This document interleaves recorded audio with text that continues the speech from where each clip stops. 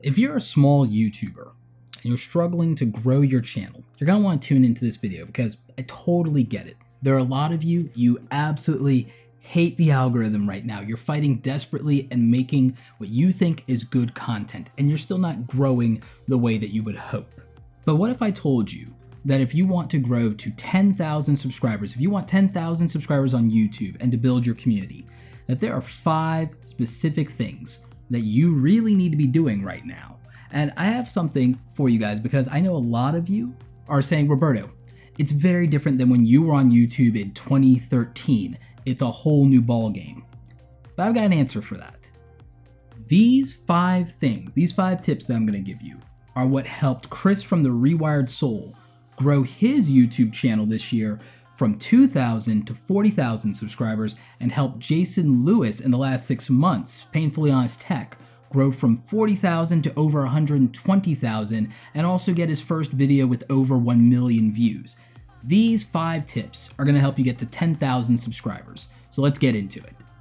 Hey everybody, this is Roberto Blake helping you create something awesome today. Welcome back to the channel. For those of you who are newcomers, welcome. My name is Roberto Blake. I'm a creative entrepreneur. I have a social media coaching business. I'm also a public speaker at events like VidCon and VidSummit, where I help content creators like you build your brand and build your business on YouTube. And today I want to talk to you about 5 things you can do that are going to help you grow a YouTube channel to 10,000 subscribers, just like the channels that I mentioned. These are both, coaching clients who've worked with me in Awesome Creator Academy and have grown their channels by really doubling down on these 5 things. And by the way, it didn't mean going out and spending $3,000 on lights. It didn't mean buying a $5,000 camera setup. And I think that a lot of you are really overemphasizing how much the production value has to do with whether you're growing because you want to look like a big YouTuber, but it's actually a lot more straightforward than that. So let's just go ahead and get into it right now. I'm going to tell you the first thing that you need to be focused on. Now, some of you already know that YouTube made a huge update to the YouTube dashboard. They introduced what they're calling the YouTube Studio. Right now it's still in beta, but this is going to be the default going forward. And so from 2019 onward, you can still access the classic YouTube analytics dashboard, but this is going to be the default. And there's a very important piece of data that a lot of you need to be studying that's in this dashboard, and it's click-through rates. Click-through rates have always been an important part of the YouTube algorithm, but it was hidden from us for years. When I started in 2013, taking this seriously, putting out weekly content, guess what? There were no click-through rates. I made over 1,000 videos without the benefit of knowing the click-through rates on my titles and my thumbnails, so I didn't know what was going to resonate or perform better with an audience. But now we have that data. What you're gonna do with this is you're gonna wanna make better thumbnails. And there are a lot of resources out there. I've made resources. I'm going to link to some stuff down below that can help you, and some tutorials. And there's free software out there like GIMP, Photopea.com, Pixlr, and of course you can buy Adobe Photoshop, which is obviously what I did. But making your thumbnails better, and I know you're tired of hearing it, but here's the thing. The data doesn't lie. There are types of thumbnails and thumbnail styles within a channel that do better than other thumbnails. Most YouTubers, especially when you're starting out, but even established YouTubers like myself, most of our content, we have the same setup, the same lighting, the same microphone, the same camera. The quality of the content is not changing. But yet there are videos that we can do and we shoot them in the same week or even the same day. And one video might get 20,000 or 100,000 views, and another video gets 5,000 views, 2,000 views, 1,000 views. Why does that happen?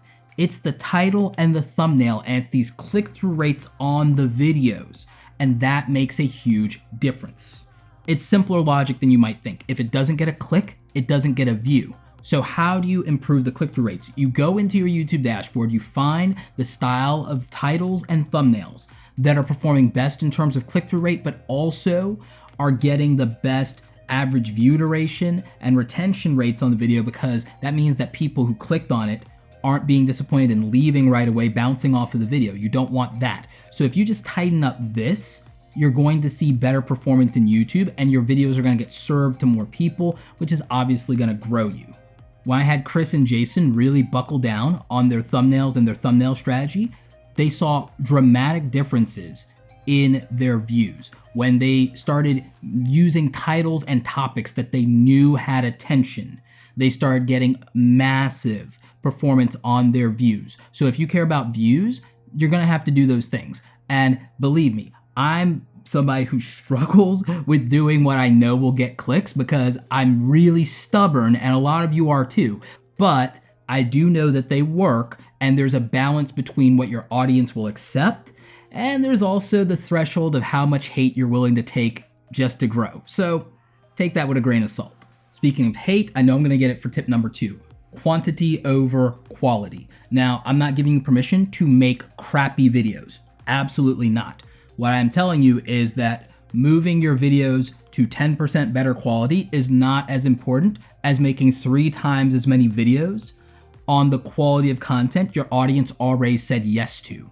And this is why I hope if you're watching this video, you've already watched the video on how to get your first 100 subscribers, your first 1,000 subscribers, because if you haven't, you should really watch those videos first. I don't know that this will be helpful to you otherwise, but you need to make more content. If you already have 1,000 subscribers, you have a community of your own. YouTube actually just gave you the community tab at 1,000 subscribers. You have a community, you have an audience. If they're saying yes to something, if you're getting views on it, if they're engaging in the comments, give them more of what they've already said yes to if that is faster than making the videos 10% better. Here's why that's going to work. Every video that doesn't succeed is time that you've put into it, and maybe it doesn't succeed now, but it might succeed later.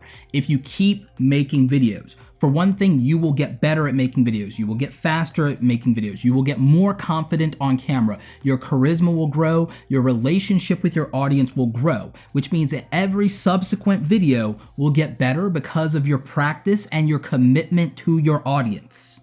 Making a huge over-the-top video that you feel was edited or shot to perfection is only going to be really emotionally satisfying for you, and your audience may love it and they may not really care about that, but they are showing up for you. So if you show up more often, I think that consistency is going to win, and I think that doubling down the relationship with your audience is going to win. And how do I know that? Well, aside from doing over 1,000 videos and knowing that, the first 100 videos didn't necessarily grow my channel over the top, but the next 100 videos did. And that's how I got to 10,000 subscribers my first year. And then by tripling down, 20,000 my second year. And I was only doing weekly content my first year and well into my second year. But when I started doing more content, when I went to 3 a week, 4 a week, 5 a week, and eventually daily, my channel grew. Not just because, of anything algorithmically, but for the simple fact that I had more opportunities to be discovered by an audience. And the people who had already made a commitment to me had more reasons to share my videos, engage with them. And also I was getting more feedback that was just making my content better. And I think that the more videos you put out, the more feedback and constructive criticism you're gonna get, and you can only improve. So I think that the quantity of videos when you're getting started, and a lot of my friends will disagree with me, I think when you're getting started, the quantity of videos you make, as long as they're decent enough to represent you, and someone is saying yes to them, is much more important than ramping up quality and production values every single time you get a chance. I think it's more important than going out and buying $5,000 worth of camera gear. I think just telling a good story or giving good information or inspiring people and making them feel something infinitely beats ramping up editing and production, as long as it's not crappy to begin with. That is my caveat. And like I said, didn't just work for me, this worked for many creators, including, Chris Boutte from The Rewired Soul. When he started doing more content, he got views through the roof. Not to mention, it gave him more opportunities to experiment and to find his voice and to get very comfortable. And it was also great for Jason Lewis. Jason Lewis, Painful Honest Tech, in the tech niche, you have a lot of people that do beautiful cinematic videos, but Jason figured out that he didn't need to change the quality of his videos in order to grow. It was just a matter of increasing the click-through rates with the right titles and thumbnails and getting more views. And then when you're getting more views, you make more content that performs. And we'll get to the rest of that in a minute, but this will work for you, and it's very simple logic. It's not something that's going to change in 2020 or 2025 because it's based in human behavior, and it's also something that will just make you a better content creator. Number 3, we're in the home stretch here. Hope you got popcorn, hope you got a snack, juice, whatever you need to get through the rest of this video, because we're going in. This is something that is the piece of advice that I struggle with the most myself as a content creator. Being ruthless with your time and being ruthless with your content. These two concepts are something that carried over, for me at least, from the business world.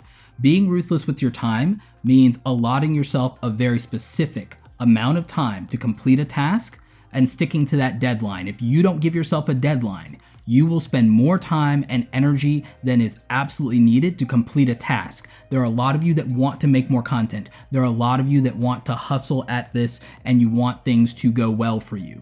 But if you're not disciplined enough with your time, it's not going to happen. If you want to be a full-time content creator, you want to be able to put out videos 7 days a week or Monday through Friday or 3 times a week, and right now you are still a part-time creator, a hobby creator, whatever, the first thing that is going to help you move the needle on growing your channel, because it will affect everything else, is how you manage your time. Now that part is not the part of it that I struggle with. It's being ruthless with the content itself and killing any content that isn't growing you. In my case, the content that performs the weakest on this channel makes me the most money. So that's a trade-off that I usually have to make and just accept. While you're in growth mode, if you've already experimented, because you experimented when you were at 100 subscribers, you experimented when you were at 1,000 subscribers. If you're trying to grow and get bigger, you're gonna have to cut loose content that isn't doing it for the channel. Even if it's content that you enjoy, you might need to find another outlet for that content. It might have to live on Twitch. It might have to live on a second channel that's just for you. I don't know what to tell you. If something's not working, you just have to move on from it. I did an interview with somebody from this community that grew to 1 million subscribers in 2 years. Bijou Mike Lucas. He grew in the gaming niche. And that is probably the most saturated, most competitive niche in YouTube that you could possibly grow in.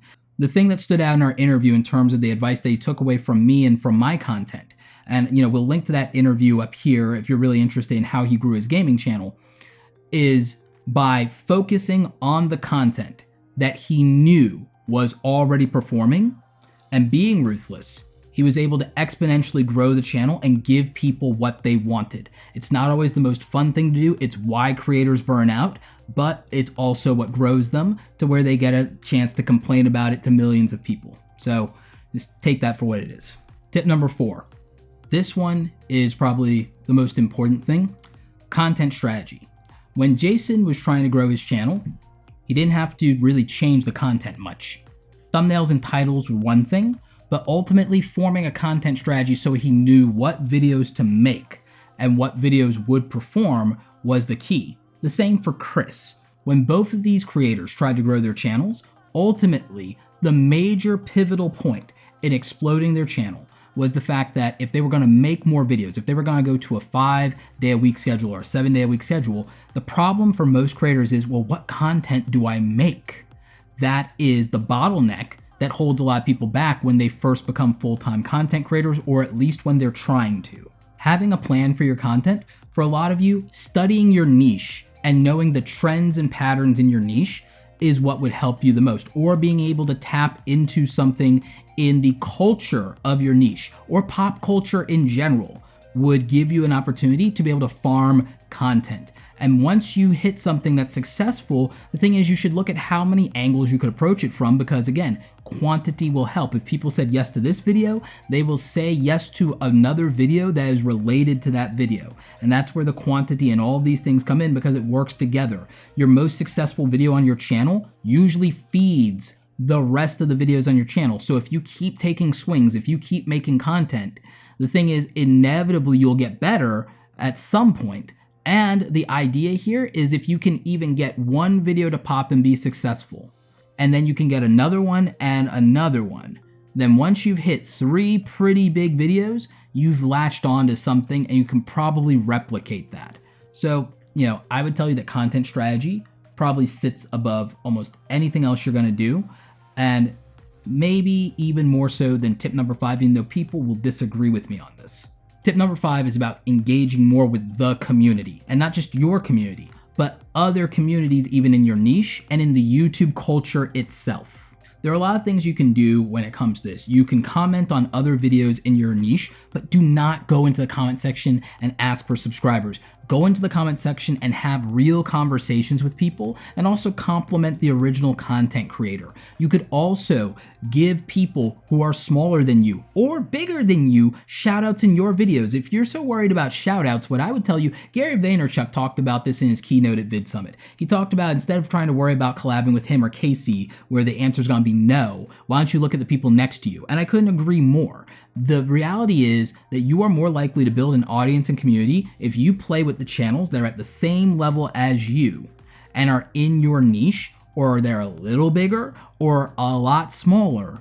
You will probably have crossover audiences, and you'll have massive engagement, and you'll be able to cross promote each other's videos. A high tide raises all ships, and more creators could stand to work together. And it doesn't always have to be some big elaborate collab. It could just be as simple as referencing somebody's video.